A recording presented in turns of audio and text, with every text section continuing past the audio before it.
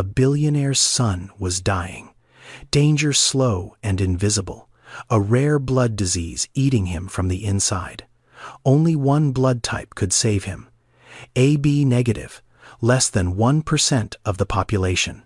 And for 2 years, 24 months straight, one woman showed up, every single month, rolled up her sleeve, gave her blood, then went back to work, mopping floors in the same hospital. 3 floors below the child she was keeping alive. She had no idea whose veins her blood was flowing through. And he, a man worth $4.2 billion, a man who built an empire on saving children's lives with technology, had no idea that the only thing keeping his son breathing was a woman he walked past every single day without seeing. Then one night he found out everything. And the woman who'd been saving his child for 2 years was right there, on her knees, scrubbing someone else's blood off the hospital floor. What he did next would either change her life forever or prove that gratitude from the powerful always comes with a price. 2 years earlier, Amara had just finished a 1-2-hour night shift. Her feet ached in shoes that had been worn past the point of replacement 6 months ago. Her hands were dry and cracked from hospital-grade disinfectant, the kind that kills everything on your skin, including the skin itself. Her scrubs had faded from navy to something closer to gray. She smelled like bleach and floor wax and other people's pain. It was 7:15 inches the morning. She should have gone home, should have crawled into bed in her small apartment and slept until her next shift started. But instead, Amara turned left at the lobby, past the cafeteria, past the gift shop, down the hallway most people in this hospital didn't even know existed. She walked into the blood bank. The nurse at the desk looked up, smiled. She knew Amara by now, back again, every month. Like clockwork. Amara sat down in the donation chair the way most people sit down at a coffee shop. Casual. Routine. Like giving away a piece of yourself was just another Tuesday. The nurse tied the rubber band around Amara's arm and tapped for a vein. You know, she said, while prepping the needle, your blood type is something special, AB negative. Less than 1% of people have it. We're always short on it. Always. There's maybe a handful of regular donors in the whole city with your type, and most of them don't show up every month like you do. Amara watched the needle slide in, watched her blood dark and warm begin filling the bag. She didn't flinch. She never did. Do you ever wonder who gets it? The nurse asked. Your blood, I mean? We can't tell you, obviously. Donor anonymity. Once it leaves here, it gets processed, typed, cross-matched, and sent wherever it's needed. You'll never know whose body it ends up in, and they'll never know it came from you. Amara shook her head. I don't need to know. My mother used to say something back home. She said blood is the one thing rich and poor share equally. When you give it, you give life itself. She said that phrase the way some people say prayers. Not dramatic, not trying to be deep, just stating something she believed down to her bones. The nurse finished the draw, labeled the bag, placed it in the cooler alongside the others. Amara's blood would be tested, processed, and delivered to a patient within 48 hours. That was the system. Anonymous, efficient, invisible. One person gives. Another person receives. And neither one ever knows the other exists. Amara pressed the cotton ball against the inside of her elbow, held it there. She'd done this 7 times before today. 7 months of quiet giving. She didn't do it for recognition. Didn't do it for money.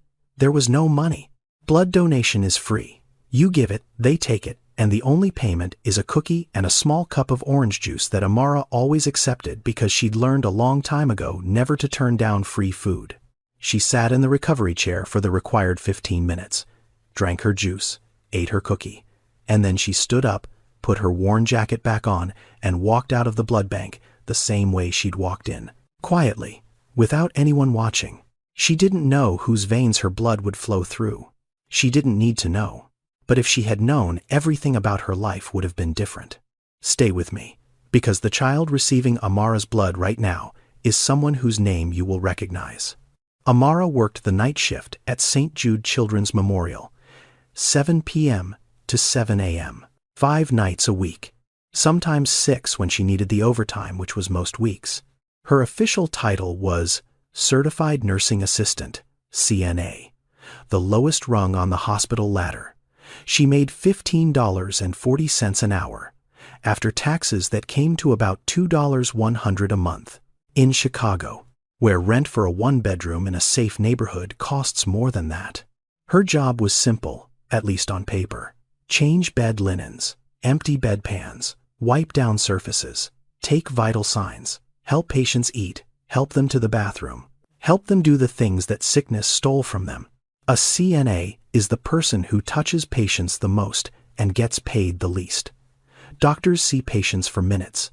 Nurses see them for segments of their shift. But CNAs live in those rooms. They are the ones who hear the crying at 3 a.m. The ones who hold a child's hand when the parents have gone home to sleep. The ones who notice when something changes in a patient's breathing before any monitor picks it up. And they are invisible, not metaphorically, literally invisible. Doctors walked past Amara every single night, like she was furniture. Nurses gave her instructions without looking up from their charts. Patients' families sometimes spoke about her while she was standing right there, as if she couldn't hear them. She was background noise. A body that mopped and lifted and wiped so that the important people could do their important work. Her supervisor, Marcus Webb, made sure she knew her place.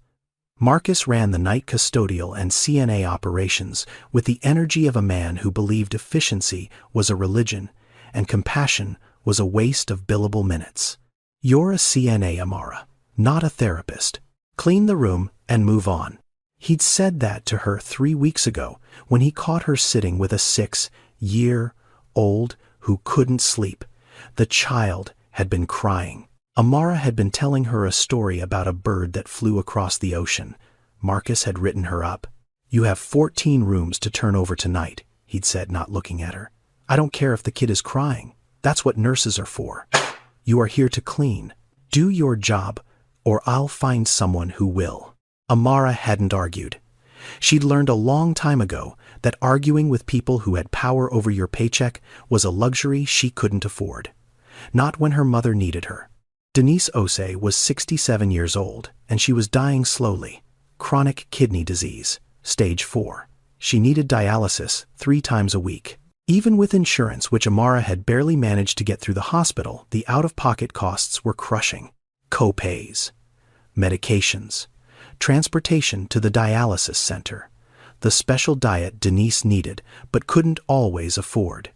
It added up to about $3,000 a month. Money Amara didn't have. Money she made anyway somehow by picking up every extra shift, by eating 1 meal a day, by wearing shoes until the soles came apart. She never told anyone at work about her mother, never complained, never asked for help. She just showed up, did her job, gave her blood once a month, and went home. Every morning at 7:30, Amara walked out of the hospital and headed for the bus stop 2 blocks east. And every morning she passed the same billboard on Michigan Avenue, a massive ad for a company called Medicor AI. The tagline read, "Saving children's lives with the power of AI." Beneath it, a smiling child. Beneath that, a logo worth billions. Amara walked past that billboard every single day without a second glance. She didn't know who owned Medicor AI. She didn't know that the company's founder had a son in the very hospital she'd just left. And she certainly didn't know that the child on the 7th floor, the one hooked up to blood transfusion bags once a month, was alive because of what flowed out of her veins every 30 days. She just walked, head down, jacket pulled tight. Another invisible woman heading home in a city that had never once asked her name. 3 floors above where Amara gave her blood every month, a different world existed. A world that smelled like fresh flowers instead of disinfectant. A world where the hospital rooms had leather recliners and imported Italian linen and a view of Lake Michigan that most Chicagoans would never see from that angle. This was the VIP pediatric wing. And in room 714, a 4-year-old boy named Elijah Fairfax was watching cartoons at 2 inches the afternoon while a bag of dark red blood dripped slowly into his tiny arm. His father sat beside him. Julian Fairfax, 46 years old, founder and CEO of Medicore AI, a company valued at $4.2 billion that used artificial intelligence to diagnose rare diseases in children across 47 countries. Julian's face had been on the cover of Forbes twice. He'd spoken at Davos. He'd shaken hands with 3 different presidents. His technology had identified early-stage leukemia in over 1,2,000 children who would have otherwise been diagnosed too late, and his own son was dying. Elijah had autoimmune hemolytic anemia, AIHA, a condition where the body turns against itself.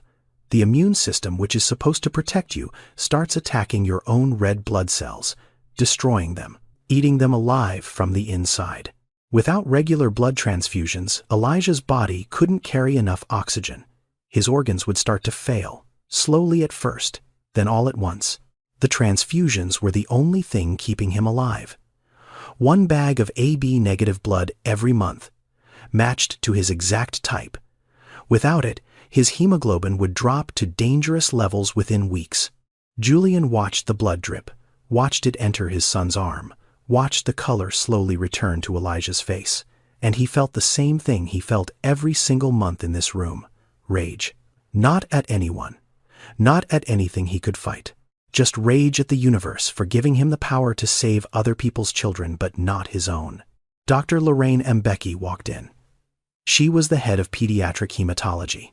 South African. Brilliant.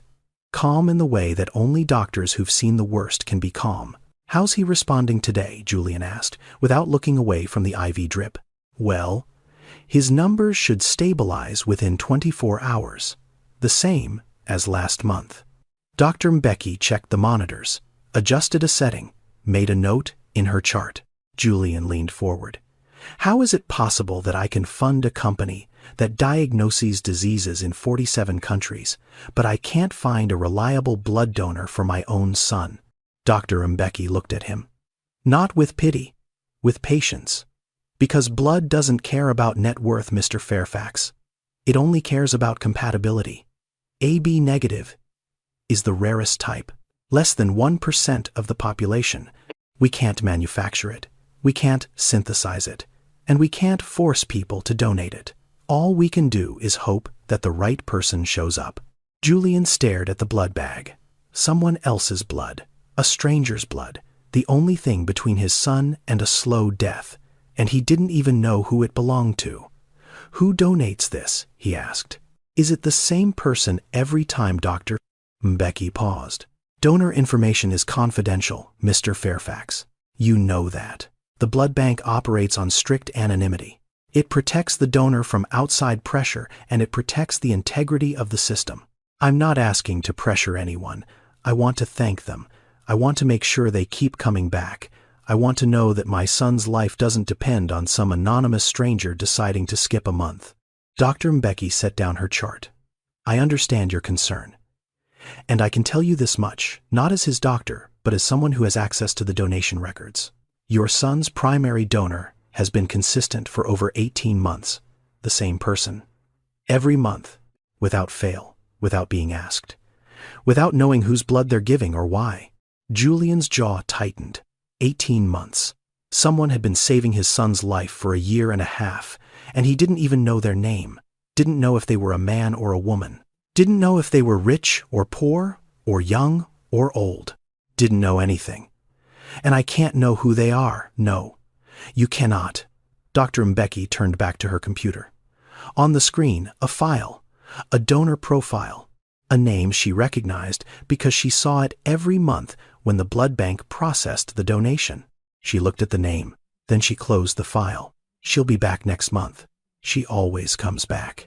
Julian didn't catch the pronoun. He didn't notice that Dr. Mbeki had just slipped. He was too focused on his son, too focused on the blood bag, too focused on the terrible, humbling reality that all his money, all his technology, all his power could not do what one anonymous stranger was doing for free. If you're already invested in this story, subscribe now and turn on notifications, because what's about to happen between Amara and the boy in room 714 will break your heart in the best way possible. It was a Tuesday night, 11:47 p.m. The 7th floor was quiet, the way hospitals get quiet after midnight. Not silent. Never silent. There's always the hum of machines, the soft beep of monitors, the distant sound of someone's TV left on too low to hear the words, but loud enough to know it's there. Amara pushed her cleaning cart down the hallway. Room by room, wipe, mop, check the trash. Restock the hand sanitizer. Move on. She'd done this 1,000 times. She could do it with her eyes closed. Room 714 was next on her list. The VIP room. She knocked softly. No answer. She pushed the door open. The room was dark except for the blue glow of the heart monitor and a small nightlight shaped like a rocket ship. In the bed, a small boy sat upright against 2 pillows, wide awake. Eyes big and dark and frightened. "Hey there," Amara kept her voice low. "You okay, sweetheart?" The boy looked at her. Studied her face. He was tiny for 4. Thin in the way sick children are thin. Not from hunger, but from the disease that was slowly stealing his body's ability to make the blood it needed. "I can't sleep," he whispered. "It's too dark, and the beeping is scary." Amara looked at the door. She had 13 more rooms to clean tonight. Marcus would check her progress at 1 a.m. She was already behind schedule. She should have moved on. Instead, she parked her cart in the hallway, walked back into the room, and sat down in the chair next to his bed. "What's your name?" she asked. "Elijah." "Well, Elijah, I'm Amara, and I'll tell you what, how about I stay for a few minutes, just until you feel sleepy? Would that be okay?" He nodded, small, grateful. Amara told him about the ocean in Ghana, about how the waves sound different there than they do in Lake Michigan, about the fishermen who go out before sunrise and come back with nets full of silver, about her grandmother who used to say, "The ocean remembers every person who's ever been kind to it." Elijah listened. His eyes got heavy. But before he fell asleep, he reached under his pillow and pulled out a piece of paper, a drawing. Crayon on printer paper, the kind of art only a 4-year-old can make. "This is the blood lady," he said, holding it up for Amara to see.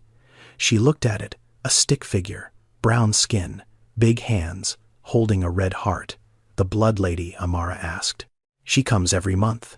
Elijah pointed to the IV pole next to his bed where the empty blood bag from his last transfusion still hung.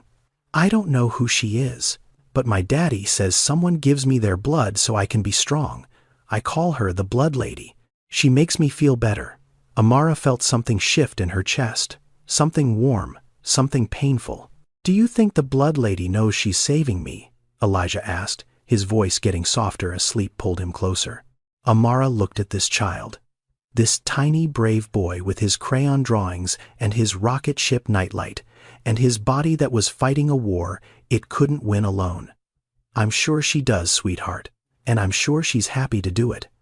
Elijah smiled, closed his eyes. Within a minute he was asleep. Amara sat there for a moment longer, looking at the drawing, looking at the empty blood bag. She didn't connect them. How could she? She had no reason to. She was just a CNA who cleaned rooms and gave blood separately in different parts of the same building, never knowing that those 2 acts were part of the same story. She tucked the blanket around Elijah's shoulders, set the drawing on his bedside table, and quietly pushed her cart back into the hallway. Amara had no idea that the child she was tucking in was the same child she'd been saving for 19 months. And she had no idea that in 5 months the truth would come out in the worst possible way. Amara Osei came to America when she was 17 years old. She came with a full scholarship to study pre-med at the University of Illinois, Chicago. She came with a suitcase that weighed more than she did 2 textbooks she'd already read cover to cover, and a dream so big it barely fit inside her chest. She was going to be a doctor. Back in Accra, that dream had been everything. Her mother, Denise, had worked 3 jobs to get Amara through secondary school, sold fabric at the market in the morning, cleaned offices in the afternoon, took in laundry at night, all so her daughter could study, all so her daughter could become the thing Denise never had a chance to be. The day Amara got her scholarship letter, Denise held it with both hands and cried. Not sad tears, the kind of tears that come when something you've been praying for your whole life finally shows up on paper. You are going to heal people, Denise had told her. That is what you were made to do. And Amara believed it. She believed it through her first year of college when the coursework was brutal and the loneliness was worse. She believed it through her second year when she made the dean's list. Both semesters and her organic chemistry professor told her she had the best hands in the lab. She believed it through the first half of her third year when she started clinical rotations and felt for the first time like she was exactly where she was supposed to be. Then her mother called. Denise's kidneys were failing. Both of them. Stage 3 chronic kidney disease moving fast towards stage 4. She needed dialysis. She needed medication. She needed treatment that cost more money than she'd made in a decade. Amara had done the math. She'd done it over and over, sitting on the floor of her dorm room at 2 inches the morning with a calculator and a stack of bills. Dialysis in the United States costs an average of $90,000 a year. Insurance covers some of it if you have insurance, which Denise didn't. Not yet.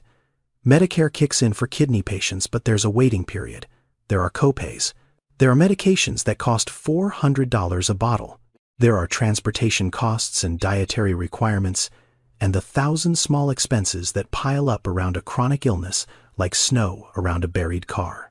Amara couldn't afford tuition and her mother's treatment. She could afford one, not both. And that was never really a choice at all. She dropped out at the end of her junior year, 3 semesters away from finishing, 3 semesters away from medical school applications, 3 semesters away from becoming Dr. Amara Osei. Instead, she became a CNA, because it was the fastest certification she could get, because hospitals were always hiring, because the pay was enough to cover Denise's co-pays if Amara never spent money on anything else, and because it kept her inside a hospital, even if she wasn't a doctor, even if she'd never be one now. She was still there. Still in the building where healing happened, still close enough to touch it even if she couldn't practice it. Some people would have been bitter. Some people would have spent every shift mourning the career they lost. Amara didn't. Not because she didn't feel the loss, she felt it every single day. She felt it every time a doctor gave an order she could have given. Every time she changed a bedpan knowing she could have read the chart instead. Every time she stood in an elevator next to residents who were younger than her wearing white coats she should have been wearing. But her mother had taught her something a long time ago that kept the bitterness from taking root. When Amara was 14, Denise had taken her to a blood drive at the community center in Accra. It was Amara's first time donating. She was nervous, scared of the needle, scared of the blood. Denise had held her hand and said something Amara would carry with her for the rest of her life. Blood is the one thing rich and poor share equally. When you give it, you give life itself. Amara had been donating ever since. In Accra, in Chicago, in every city she'd ever passed through. Not because anyone asked, not because she got paid, but because she had AB negative blood and she knew what that meant. It meant she was rare. It meant her blood was always needed, and it meant that every time she sat in that chair and opened her vein, someone somewhere would live who might not have lived otherwise. She didn't know who. She didn't need to know. That was the point. Giving wasn't about recognition. It was about responsibility. If you had something rare, something life-saving, something that cost you nothing but an hour and a little dizziness, then keeping it to yourself wasn't just selfish. It was wrong. Her mother had taught her that. And Amara believed it the way she believed in breathing. So she worked her shifts. She cleaned her rooms. She held children's hands in the dark. She paid her mother's medical bills. And once a month she gave her blood away for free to strangers she would never meet. Amara had given up medical school, but she'd never given up medicine. She practiced it every night in every room she cleaned, with every patient she comforted, and every month with every pint of blood she gave away for free. This story is about to take a turn that will change everything. Subscribe now and turn on notifications so you don't miss what happens next. It was a Thursday, 3:47 p.m., and on the 7th floor of St. Jude Children's Memorial. Something was going very wrong. Elijah Fairfax had been fine that morning. He'd eaten breakfast. He'd drawn pictures. He'd asked his father when he could go home the same question he asked every day, and Julian had given the same answer he always gave. Soon, buddy. Soon. But by noon, Elijah's skin had turned the color of old paper. His eyes, usually bright and restless, had gone dull. His breathing was shallow, fast, wrong. Dr. Mbeki was paged at 115. By 130 she was in the room reading his blood panel, and her face told Julian everything he needed to know before she said a single word. "He's in hemolytic crisis, doctor," Mbeki said. "His body is destroying red blood cells faster than we've ever seen. His hemoglobin is at 5.2 and dropping." "What does that mean?" Julian asked, even though some part of him already knew. "It means his organs are not getting enough oxygen. If we don't get his hemoglobin up within the next 6 hours, we're looking at organ failure, starting with his kidneys, then his heart." Julian gripped the bed rail. His knuckles went white. "Then transfuse him. Do it now. We don't have the blood, Mr. Fairfax." Those 5 words landed like a physical blow. "What do you mean you don't have the blood?" AB negative is the rarest blood type in the country. Less than 1% of Americans carry it. The national blood supply is critically low right now, especially for rare types. We've contacted every regional blood bank within 200 miles. Nobody has AB negative in stock. Nobody. Julian stared at her. "This is a $400 million hospital. You're telling me you can't find a bag of blood?" "I'm telling you that money cannot create blood that doesn't exist," Dr. Mbeki said. Her voice was steady, but her eyes were not. "We have exactly 0 units of AB negative on hand. The only reliable donor we've had for the past 2 years." She stopped. She didn't finish the sentence. What Julian pressed. "The only donor." What Dr. Mbeki looked at him, looked at Elijah, looked at the monitor that showed his son's hemoglobin dropping in real time. "I'll make some calls," she said quietly, and left the room. What Dr. Mbeki almost said would have changed everything, but she held her tongue, and that silence nearly cost Elijah his life. It was 9:42 p.m. when Amara heard about it. She was on the 3rd floor, restocking supply closets, when 2 nurses came around the corner, talking in the urgent, clipped tones that hospital staff use when something is going badly. "Pediatric VIP on 7, 4-year-old in hemolytic crisis. They need AB negative and nobody has it. They've been calling blood banks all day. Nothing." The other nurse shook her head. "That poor kid. If they don't find a match by midnight, they're talking about emergency exchange transfusion. And even that's a long shot without the right type." They turned the corner and were gone. They hadn't noticed Amara standing there with an armful of bedsheets. AB negative. Amara set the sheets down slowly. Her heart was beating in a way it hadn't beaten in a long time. Not fast, not panicked, but loud, deep. The way it beat when she knew something with absolute certainty. She had AB negative blood. She'd donated 3 weeks ago. The guidelines say you need to wait at least 8 weeks between donations, 56 days. She was at 21. Donating now would be early. Too early. Her iron levels might not have recovered.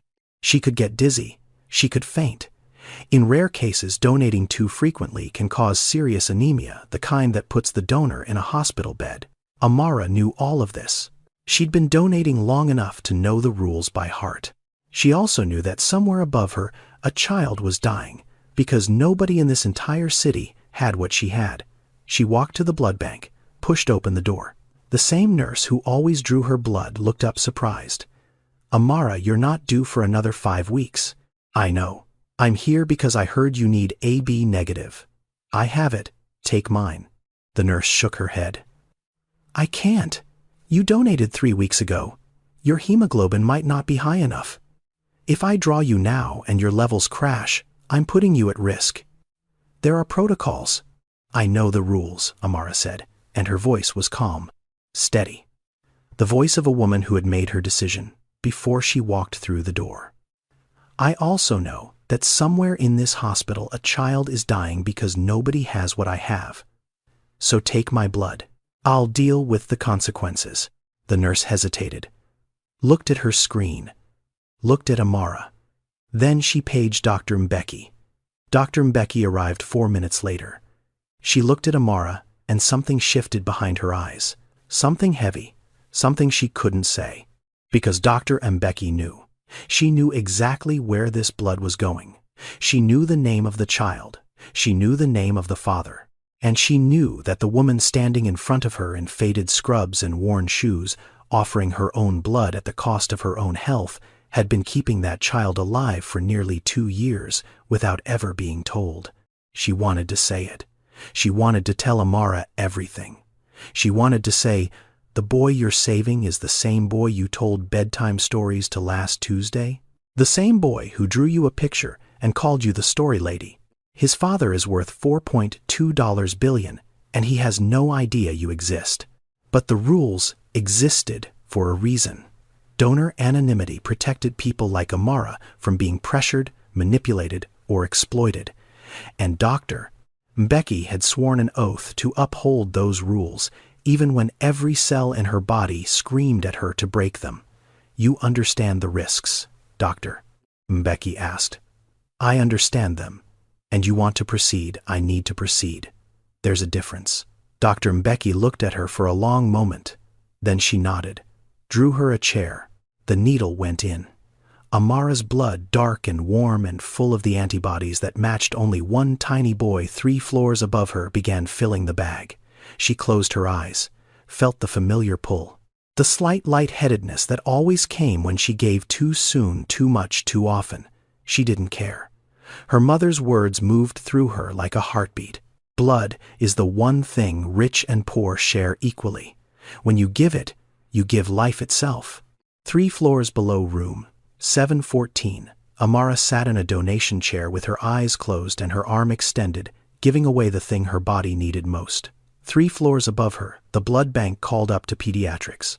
1 unit of AB negative. Fresh, available, ready. Dr. Mbeki carried the bag herself. She didn't trust a courier with this one. She walked it up the stairs because the elevator was too slow. She walked into room 714, where Julian Fairfax sat beside his son, holding the boy's small hand, his face gray with the kind of fear that money cannot fix. She hung the bag, connected the line, started the drip. Julian watched the blood enter his son's arm. Dark red, warm, somebody else's life flowing into his child. He didn't know whose. He just watched.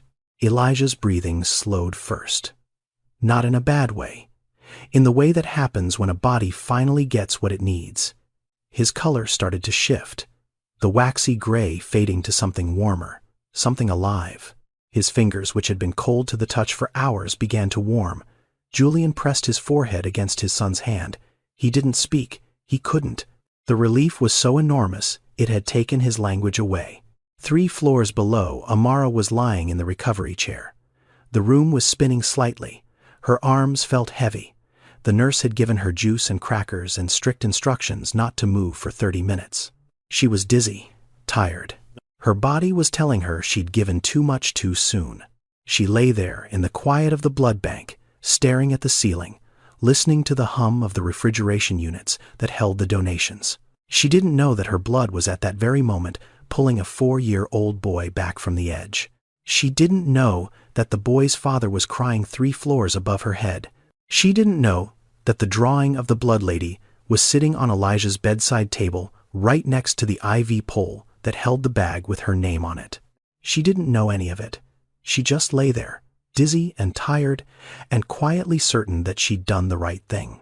2 people in the same building, connected by blood, separated by 3 floors, and a wall of anonymity that was about to crack. The next morning, Julian Fairfax was in Dr. Mbeki's office before she'd even finished her coffee. "I need to know who the donor is." He said it like a man who was used to getting answers, like a man who signed checks that built hospital wings, like a man who had never been told no by anyone who wanted to keep their funding. "Doctor." Mbeki set her cup down. She didn't flinch. "You know I can't do that, Mr. Fairfax.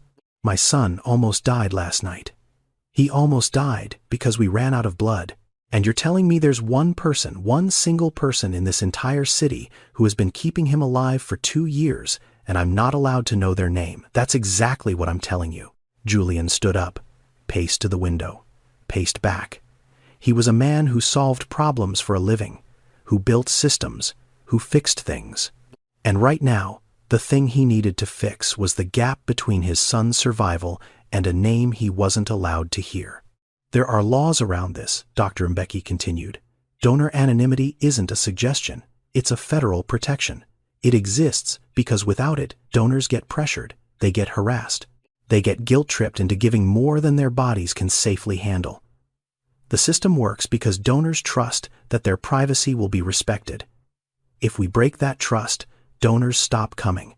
And if donors stop coming, children like Elijah die. Julian turned to face her. I'm not going to pressure anyone. I want to thank them. I want to make sure they're taken care of. I want to guarantee that my son has a reliable source of blood going forward. And I understand that, Dr. Mbeki said. But what you want doesn't override what they're entitled to. This person chose to donate anonymously. That means they chose not to be found. And respecting that choice is not optional, not for you, not for me, not for anyone. Julian's jaw tightened. He pulled out his phone, opened his banking app, turned the screen toward Dr. Mbeki. $5 million. Right now, transferred to this hospital's general fund. All I need is a name. Dr. Mbeki looked at the screen, looked at the number. Then she looked at Julian with an expression that made something shift inside his chest. And if I sell that name for $5 million, what does that make me? What does that make this hospital? A place where privacy is for sale, where the wealthy can buy access to anyone's personal information as long as the check clears. She stood up. Mr. Fairfax, I am deeply sympathetic to what you're going through. Your son is my patient and I care about him, but I will not sell a donor's identity. Not for $5 million. Not for $50 million. The day this hospital puts a price tag on someone's right to privacy is the day we stop being a hospital and start being a marketplace. Julian put his phone away. His hands were shaking, not from anger, from something worse, from the realization that for the first time in his adult life, there was something his money genuinely could not buy. He left without another word. Julian couldn't buy the answer. But he was about to stumble into it in a way that would shatter every assumption he'd ever made about who saves lives and who deserves to be saved. The same week Julian was trying to buy a name, Amara was sitting in a different doctor's office, getting news that would break her. Her mother's nephrologist was a kind man with tired eyes who delivered bad news the way all good doctors do, gently, but without false hope. Denise's kidneys were done. Both of them. Stage 5. End-stage renal disease. Dialysis was no longer enough. She needed a transplant. Without one, the doctor said she had maybe 6 months, maybe less. Amara sat in the plastic chair and listened and didn't cry. Not yet. She saved that for later. The numbers hit her like a wall. A kidney transplant costs between $250,000 and $400,000. Insurance would cover a portion, but Denise's coverage had gaps, big ones. After everything was calculated, co-pays, medications, post-surgical care, rehabilitation, Amara was looking at roughly $120,000 out of pocket. She made $15.40 an hour. She had $2.300 savings. She didn't have a credit card. She didn't own property. She had nothing to borrow against and no one to borrow from. That night, she sat at her kitchen table with a calculator and a legal pad and tried to make the math work. She could pick up more shifts. She could work 7 days a week. She could stop eating lunch. She could sell the car she didn't have. She could do all of those things and still not have enough. And then, another thought crept in. A quieter one. A colder one. She could stop donating blood. Not permanently, just for now. Her body was still recovering from the early donation. She'd been tired for weeks, dizzy sometimes. Her iron was low. The blood bank nurse had told her to take it easy, eat more red meat, wait the full 8 weeks before coming back. If she kept pushing herself, kept donating, on top of working double shifts, her own health would collapse. And if she collapsed, there would be nobody to take care of Denise. But if she stopped donating somewhere in this hospital, a child with AB negative blood would have one less option, one less chance, one less month of guaranteed survival. She was choosing between her mother's life and a stranger's child. Amara drove to the dialysis center the next morning. Denise was in her chair, hooked up to the machine that cleaned her blood 3 times a week because her kidneys no longer could. She looked smaller than she had last month. Thinner, more fragile. Amara told her about the transplant, about the cost, about the impossible math. She did not tell her mother about the blood, but Denise knew. Mothers always know. "You're thinking about stopping, aren't you?" Amara looked away. "Mama, I need to focus on you right now. Don't you dare stop giving blood because of me, Amara." Denise's voice was weak, but the words had iron in them. "The day you stop giving is the day you stop being who you are." "But Mama, I can't lose you." "You won't lose me." Denise reached out and took Amara's hand. Her grip was fragile, but her eyes were fierce. "But don't save me by letting someone else's child die. That is not who I raised. That is not who you are." Amara held her mother's hand, held it tight, and didn't say anything because there was nothing to say that wouldn't be a lie. That night, at 3 a.m., Amara sat in her car in the hospital parking lot. The engine was off. The windows were fogged. She'd just finished a 1-2-hour shift, and she was so tired, her bones ached. She cried. Not the pretty kind of crying, the ugly kind. The kind where your whole body shakes and you can't breathe, and you press your face into the steering wheel, and you make sounds that don't belong in a language. She cried because she was broke, and her mother was dying, and she was exhausted, and nobody in the world knew her name. She cried because she'd given away her blood 24 times and never once been thanked. And she didn't want to be thanked. But she also didn't want to be invisible anymore. And she hated herself for wanting that, because wanting recognition for kindness felt like it made the kindness less real. She cried in the dark, in an empty parking lot, at 3 inches the morning, and nobody saw her. Nobody ever saw her. It was 11:30 p.m. on a Tuesday when Julian Fairfax's world broke open. He'd come to the hospital unannounced, couldn't sleep, couldn't stop thinking about the hemolytic crisis, couldn't stop hearing Dr. Mbecky's voice saying, "We don't have the blood." So he'd driven to St.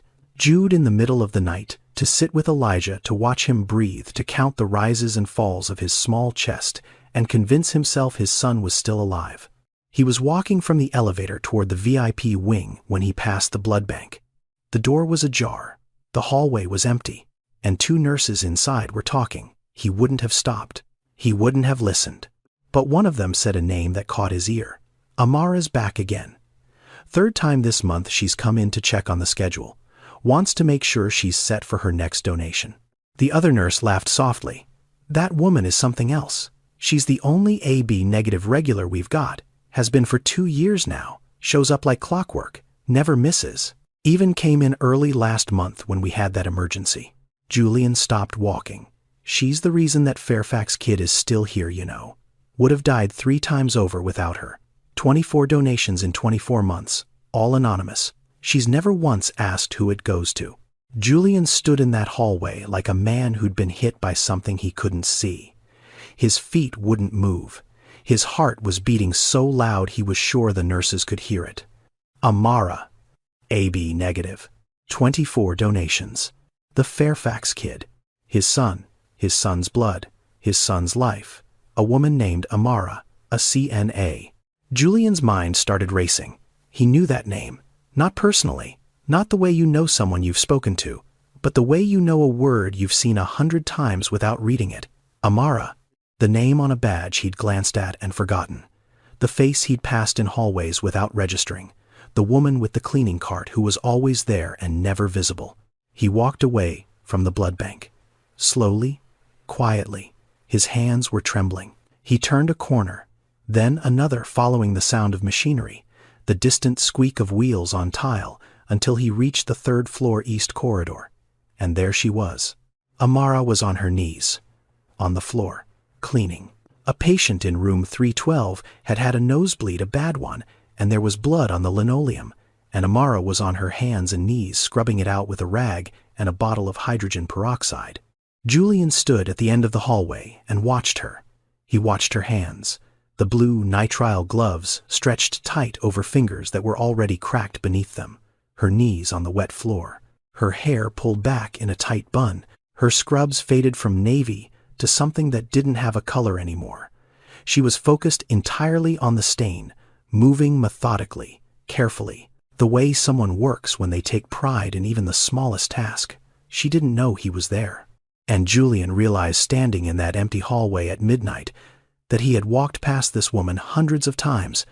Hundreds. He'd walked past her in the lobby, in the elevator, in the hallway outside his son's room. He'd looked through her the way you look through glass. She was background, she was furniture, she was nobody, and she was the reason his son was alive. He thought about what he'd said to Dr. Mbeki. "I'll donate $5 million, $5 million for a name." And here was the name. Here was the person, on her knees, scrubbing blood off a hospital floor for $15 an hour. And she'd been giving away her own blood for free every month for 2 years to keep his child breathing. Julian Fairfax had built a company worth $4.2 billion on the promise of saving children's lives. His face had been on magazine covers. He'd been called a visionary, a disruptor, a genius. And his son was alive because of a woman he'd never bothered to see. He stood there for a long time. He didn't speak. He didn't approach her. He didn't do anything except stand there and watch and feel something open up inside his chest that he didn't have a word for. Something between shame and gratitude and awe, and the terrible, humbling realization that the most important person in his son's life had been invisible to him for 2 years. Then he turned around and he walked away. It wasn't the right time. He didn't have the right words. He didn't know what to say or how to say it, or whether anything he could say would be enough. But everything had changed. Everything. Julian Fairfax knew the truth now. But knowing the truth and knowing what to do with it are very different things. And what he chose to do next would test whether gratitude from a billionaire is a gift or a trap. Julian didn't sleep that night. He went home to his penthouse overlooking the lake and sat in the dark and thought about a woman on her knees. The next morning, he called Dr. Mbeki. His voice was different this time. Quieter. Stripped of the urgency and the entitlement that had defined their last conversation. "I know who the donor is." Silence on the other end. "I didn't hack anything. I didn't bribe anyone. I overheard 2 nurses talking. They didn't know I was there. Her name is Amara. She's a CNA in your hospital. Dr. Mbeki exhaled slowly. "Mr. Fairfax, I need you to understand something. She doesn't know. She doesn't know it's your son. She doesn't know whose blood she's been giving. She comes in every month and donates and goes back to work and never asks a single question." "I know," Julian said. "I watched her last night. She was cleaning a floor." There was a long pause. Then Dr. Mbeki spoke, and her voice carried a weight Julian hadn't heard before. "There are things you should know about her. Things I can share because they're not medical records and because frankly you need to understand who this woman is before you decide what to do next," she told him. Not the medical details, not the donor file, but the things anyone at the hospital could have told him if he'd ever bothered to ask: that Amara had been a pre-med student, that she'd dropped out in her 3rd year to pay for her mother's kidney treatment, that her mother was now in stage 5 renal failure and needed a transplant, that Amara worked double shifts to cover the dialysis copays, that she'd been donating blood since she was a teenager, that she'd donated early during the crisis against medical advice at risk to her own health because she heard there was a child who needed AB negative and she couldn't walk past that need without stopping. She didn't know it was Elijah, Dr. Mbeki said quietly. She just heard a child was in trouble. That's all she needed to hear. Julian sat in his office chair, a chair that cost $4,000, in a room with a view of the Chicago skyline, in a building that bore his name on the lobby wall, and he thought about a woman who earned less in a year than his chair cost, a woman who had given up her dream of being a doctor to save her mother, a woman who gave away her blood every month even though it made her sick, a woman who cleaned the floors of the hospital where his son slept and never once mentioned that she was the reason that child was alive. He thought about his company, Medicore AI, saving children's lives with the power of AI. It was printed on business cards. It was on billboards. It was the tagline of a $4.2 billion empire built on the idea that technology could solve the problems of human health. But his son's health hadn't been solved by technology. His son's health had been maintained by a human being with a needle in her arm and a belief that you don't get to walk past someone who's dying if you have the power to help. Julian Fairfax had built a $4.2 billion empire on the idea that technology saves lives. But his son was alive because of a woman who earned $15 an hour and gave away her blood for free. It was 6-7 inches the morning, Chicago in November, the kind of cold that finds the gaps in your clothing and settles into your bones. The sky was still dark. The parking lot lights cast long yellow pools on the asphalt. Amara walked out of the hospital the same way she always did. Head down, thin jacket pulled tight, bag over one shoulder, moving fast because the bus came at 6:20, and if she missed it, she'd have to wait 40 minutes for the next one. She didn't see the man leaning against the black car near the east exit. She wouldn't have recognized him if she had. Julian Fairfax was not someone whose face she'd ever had reason to learn. "Excuse me." Amara stopped, turned, looked at the man. Expensive coat, tired eyes, hands in his pockets. He didn't look dangerous. He looked lost. "Can I help you? Are you Amara? Amara Osei?" She felt something tighten in her chest. When strangers know your full name, it's rarely good news. "Yes. Who are you?" Julian didn't answer the question. Not yet. Instead, he asked one. "Why do you do it?" Amara blinked. "Do what? Donate blood. Every month. For 2 years. Why?" The tightness in her chest turned to ice. "How do you know about that? Please." Julian's voice was quiet, almost careful, like a man handling something fragile. "I'm not here to cause trouble. I just need to understand. Why do you do it?" Amara studied his face. She was good at reading people. You learn that when you spend your nights caring for children who can't tell you what hurts. This man was not threatening. He was something else. He was barely holding himself together. "Because I can," she said simply. "I have a rare blood type, AB negative. There aren't many of us, and people die when the supply runs out. So I show up. That's all." "That's all?" Julian repeated. "That's all?" He was quiet for a moment. Steam from his breath rose and disappeared. "My name is Julian Fairfax. I have a son named Elijah. He's 4 years old. He's been a patient at this hospital for over 2 years. He has a condition that destroys his red blood cells. Without regular transfusions, he dies. And the only blood type that matches his is AB negative." Amara felt the ground shift under her feet. Not physically, but something inside her moved. Something she couldn't name yet. "For 24 months, Julian continued, one person has been keeping my son alive. One donor, the same person, every single month, anonymous, consistent, never missed once. The hospital wouldn't tell me who. They couldn't. Donor confidentiality." He looked at her. "It's you, Amara. You're the one." The parking lot was very quiet. A car passed on the street. Somewhere a bird called out in the dark. Amara stood perfectly still. "Your son?" she said. "What room is he in? 714. 7th floor. VIP wing. The room with the rocket ship nightlight." She felt something crack open inside her chest. Not break, crack open. The way a seed cracks when something inside it starts to grow. "Elijah," she whispered. "You know him. I clean his room." "On the night shift." He can't sleep sometimes. I tell him stories." Julian's face changed. Something behind his eyes collapsed. "He talks about a blood lady," Amara said, and her voice was shaking now. "He calls the blood bag the blood lady. He drew me a picture once. A stick figure with brown skin and big hands holding a red heart. He said the blood lady comes every month and makes him feel better." She looked at Julian. Her eyes were wet.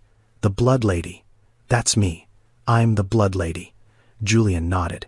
He couldn't speak. Amara pressed her hand against her mouth. She stood there in a hospital parking lot at 6 inches the morning in a thin jacket in the freezing cold and felt 24 months of anonymous giving suddenly become real. Not a bag of blood in a cooler. Not a number in a database. A child. A specific child.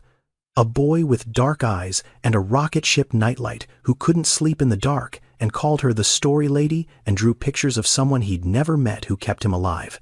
And that someone was her. Had always been her. "I didn't save your son, Mr. Fairfax." Amara said it through tears. "I just gave blood. Anyone with AB negative could have done the same. But they didn't." Julian's voice broke. "For 24 months, nobody else showed up.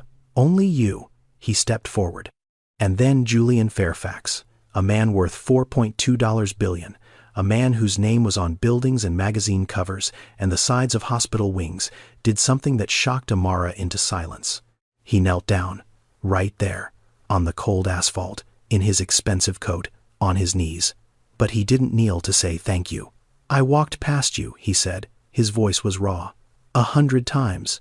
"I walked past you in the hallway, in the elevator, outside, my son's room. 100 times, and I never saw you. I never once looked at your face. I never once asked your name. You were saving my son's life, and I didn't even know you existed." "Please stand up," Amara said. "Sir, please." "I'm sorry," Julian said. And he meant it in a way that went deeper than Elijah. He was sorry for every invisible person he'd ever walked past, every CNA whose name he'd never learned, every cleaner whose cart he'd stepped around without a glance. He was sorry for 46 years of not seeing. Amara reached down and took his arm, gently. The way she'd lift a patient, the way she'd comfort a child. She helped him stand. They stood there, 2 people from different worlds in a parking lot, in the cold, at 6 inches the morning, both crying, neither speaking. Because sometimes there are no words big enough for what passes between people when one of them finally sees the other for the first time. Julian collected himself first, wiped his face, cleared his throat, and started talking in the way men like him talk when they want to fix things. "I want to help you. I want to pay for your mother's transplant. I want to set up a fund. I want to get you back into medical school. Whatever you need, name it. I'll make it happen today." Amara looked at him, and for the first time in this conversation her eyes weren't sad. They were sharp. "No." Julian blinked. "No, I don't want your money, Mr. Fairfax." He stared at her. This was not a response he'd encountered before. In his world, everyone wanted something. Everyone had a price. Every problem could be solved with the right number of zeros. "I'm offering you everything you need," he said carefully. "Your mother's surgery, your education, a better life. And I'm saying no." Amara's voice was steady. "If I accept money for blood, it stops being a gift. It becomes a transaction. And my mother taught me that blood is sacred, not for sale, not to you, not to anyone." Julian opened his mouth, closed it, opened it again. "Then what do you want? Because I have to do something. I can't just walk away from this and pretend you're not the reason my son is alive." Amara was quiet for a moment. She looked at the hospital behind her, at the building she entered every night and left every morning, at the place where she mopped floors and changed sheets and held children's hands and was never once seen by the people who ran it. "You want to thank me," she said. "Then change how your hospital treats people like me. Not just me. Every CNA, every aide, every transporter. Every person who cleans up after your doctors and empties the trash and brings the meals and holds the hands and never gets a thank you, never gets a living wage, never gets seen." She met his eyes. "You built a company that saves children with technology. That's wonderful. But there are people in this building right now saving children with their bare hands for $15 an hour, and nobody knows their names. You want to do something. Start there. Julian stood in the cold, looking at a woman who had just turned down more money than she'd make in a lifetime. A woman who didn't want his gratitude. She wanted justice. Not for herself, for everyone like her. And for the first time in a very long time, Julian Fairfax felt small. Not in a bad way, in the way you feel small when you stand in front of something bigger than yourself and realize you have a lot of growing to do. Amara didn't want Julian's money. But what Julian did with her words would change a lot more than just one hospital. This is the moment everything comes full circle. If you're not subscribed yet, you're going to want to be here for what happens next. Julian brought Amara to the 7th floor the next afternoon. She'd changed out of her scrubs, put on the nicest clothes she owned, which was a sweater her mother had given her, and a pair of clean jeans. She felt out of place in the VIP wing. She always did, but today was different. Today she wasn't here to clean. Julian opened the door to room 714. Elijah was sitting up in bed, drawing. His color was good today. The last transfusion was holding. He looked up when the door opened, and his face lit up the way only a 4-year-old's face can light up. "Miss Amara, you're here in the daytime."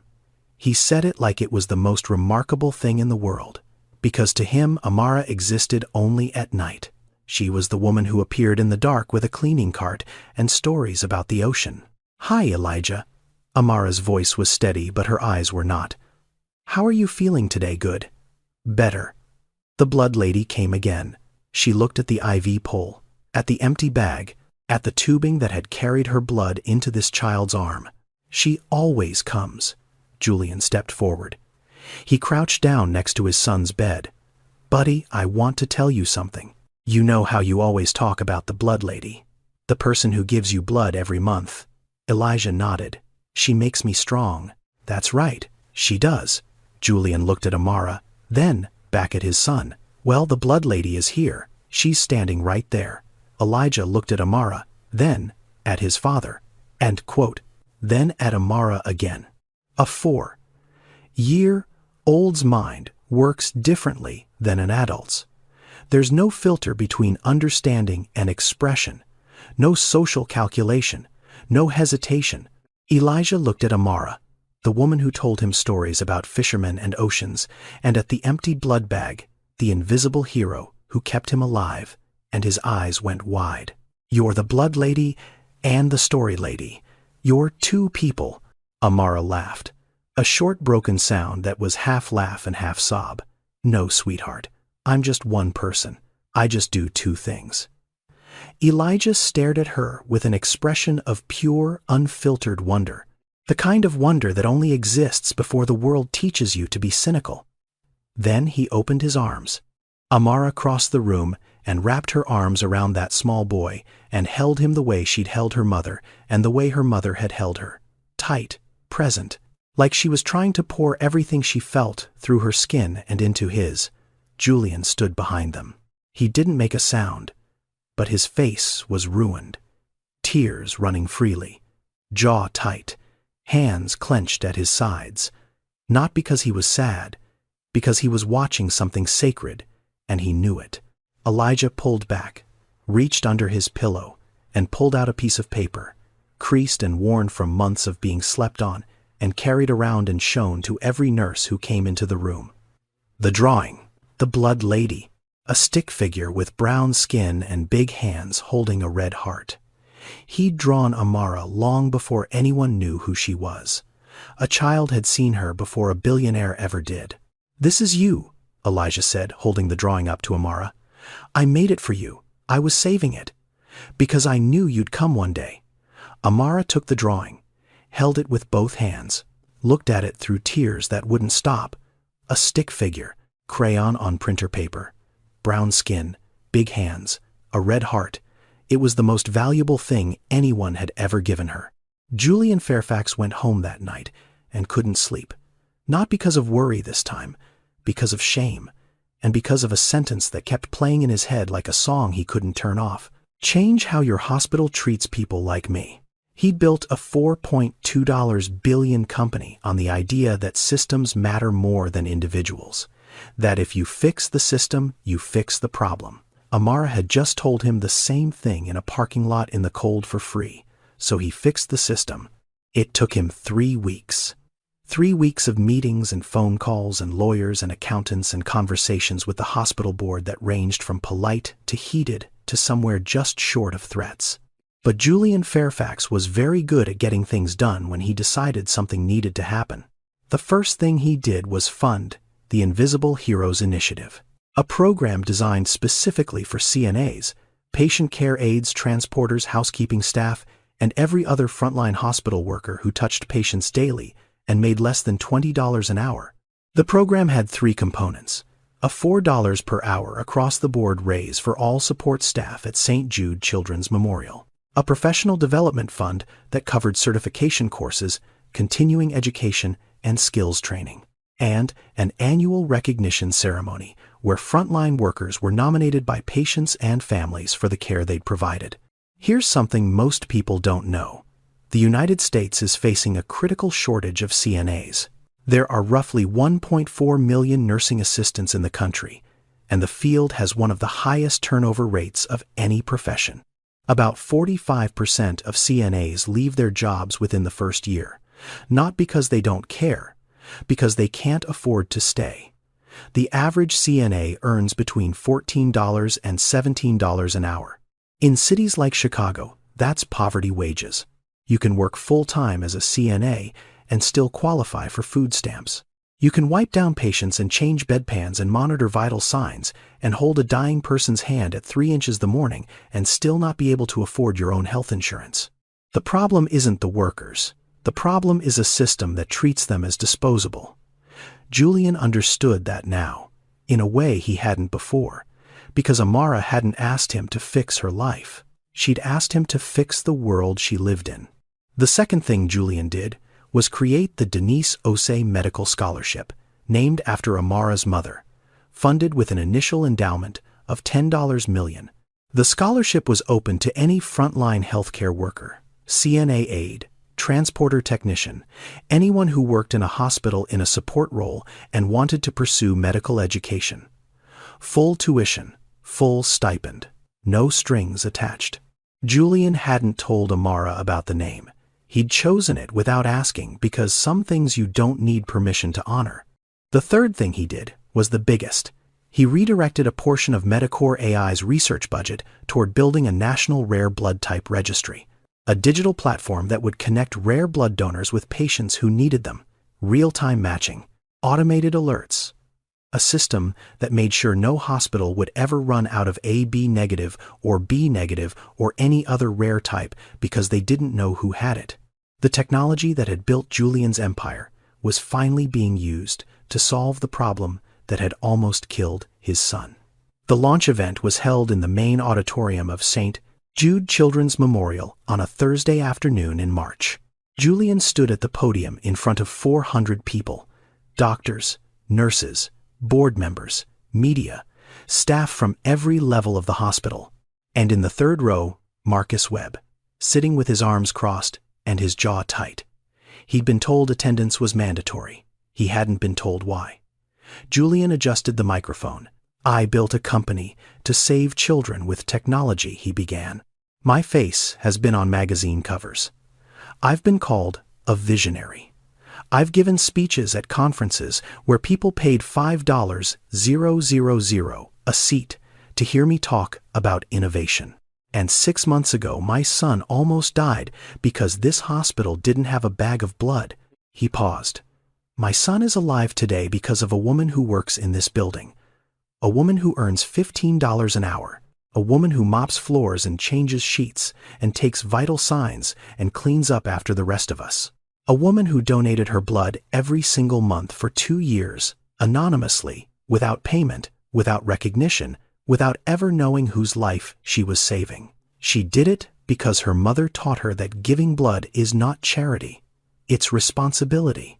He looked at Amara. She was sitting near the back. She hadn't wanted to come. Dr. Mbeki had convinced her. I walked past that woman 100 times, Julian continued. 100 times, and I never saw her. And I don't think I'm the only one. I think this hospital, like every hospital in this country, is full of people we walk past without seeing. People who hold the whole system together and get paid the least for it.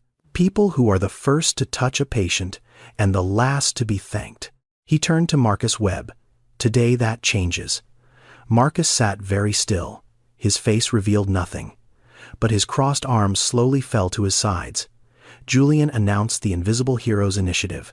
He announced the Denise Osei Scholarship. He announced the Rare Blood Registry. And when he was done, the auditorium stood. Not for him, for the idea that the people who are seen the least might matter the most. Amara didn't stand. She sat in her chair in the back row and wept quietly. Not because she was being honored, because her mother's name was on a scholarship, because the words she'd spoken in a parking lot at 6 inches the morning had turned into something real, because for the first time in her life, someone with power had listened to someone without it. 1 year later, Amara walked into a lecture hall at the University of Illinois Chicago School of Medicine. She was 35 years old. She was carrying a backpack that still had a hospital ID clipped to the front pocket. She was wearing the same shoes she'd worn on the night shift because she hadn't had time to buy new ones. And she was surrounded by two-year-olds who had never mopped a floor, or drawn blood from their own arm, or sat with a dying child at 3 inches the morning. She sat down in the third row, opened her notebook, looked at the whiteboard where the professor had written the first lesson of the semester. It felt like a dream. The kind you don't believe even while you're living it. The Denise Osei Scholarship covered everything. Tuition, books, a monthly stipend. Amara had applied without knowing who funded it. The letter had come from the hospital's education office formal official, no mention of Julian Fairfax. She'd read it 3 times before she believed it. And there was something else. Her mother was alive. Denise had received a kidney transplant 4 months ago. The donor was anonymous. The costs had been covered through a hospital charity fund that Amara had never heard of before. Dr. Mbeki had helped coordinate the paperwork. Everything had been clean, official, no strings, no names. Amara suspected.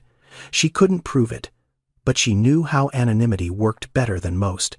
She'd spent 2 years giving anonymously, and now for the first time she was on the other side of that wall, receiving without knowing.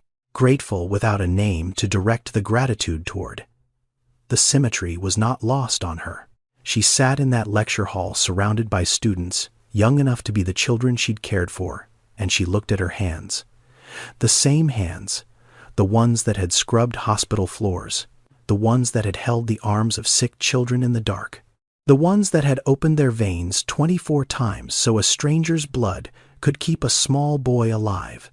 Those hands were holding a medical textbook now. The same hands, different purpose, same person. Her mother's voice moved through her quiet and steady the way it always did when Amara needed to remember who she was. Blood is the one thing rich and poor share equally. When you give it, you give life itself. Amara picked up her pen, and she began to write. 4 years later, on a bright Saturday morning in June, Amara Osei walked across a stage. She was 39 years old.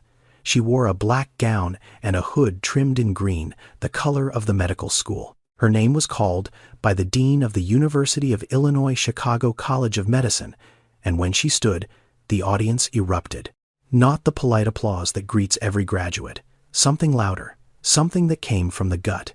Because the people in that auditorium knew her story. Not all of them, but enough. The classmates who'd studied with her. The professors who'd watched her outperform students a decade younger. The hospital staff who'd come to see one of their own cross the line from the lowest rung to the highest.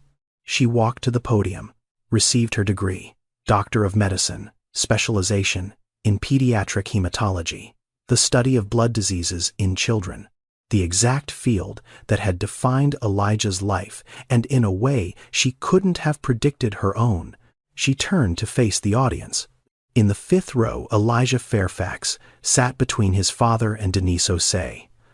Elijah was 11 now, tall for his age, healthy.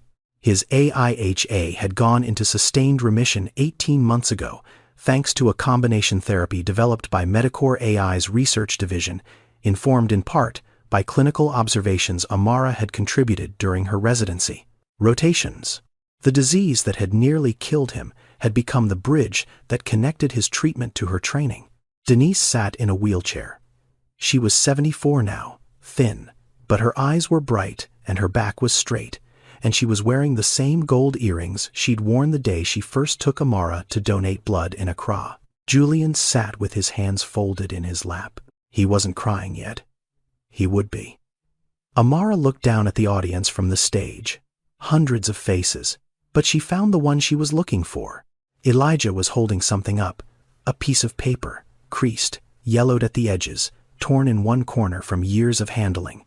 The drawing, the blood lady, a stick figure with brown skin and big hands holding a red heart. He'd kept it. For 7 years, he'd kept it. And now he was holding it up in an auditorium full of people smiling at the woman who had once been his midnight storyteller and his anonymous lifeline, and who was now officially a doctor. Amara looked at that drawing and felt everything at once. Every night shift, every pint of blood, every floor she'd mopped, every time she'd been looked through like glass. Every time she'd sat with a scared child in the dark and told stories about oceans and fishermen and kindness. It all came down to this. A piece of paper in a boy's hand. She didn't speak. She didn't need to. She looked at her hands. The same hands that had mopped floors and donated blood and comforted a scared little boy in the dark. Now they would hold a stethoscope. But they would never forget where they'd been. Thank you for following Amara's incredible journey from invisible CNA to the doctor who helped save the boy she'd been saving all along. If this story moved you, if it made you think differently about the people you walk past every day, please subscribe to this channel and share this video with someone who needs to hear it. Here's the truth. There are people in your life right now who are giving everything they have and getting nothing in return. People who show up every day, do the hardest work, and never get seen. They're in your hospitals, your schools, your offices, your neighborhoods. They're mopping floors and driving buses and stocking shelves and caring for your parents and your children. And most of us walk right past them. Amara's mother used to say something that I want you to carry with you. Blood is the one thing rich and poor share equally. When you give it, you give life itself. So I have 2 questions for you. When was the last time you donated blood? And when was the last time you truly saw someone you walk past every day? Leave your answer in the comments. Share this video with someone who gives without being seen. And if you or someone you know has a rare blood type, please consider becoming a regular donor. You might be the only match for a child who's counting on you. Until next time, stay kind, stay giving, and never underestimate the power of what flows through your veins. Subscribe now and turn on notifications so you never miss another story like this one.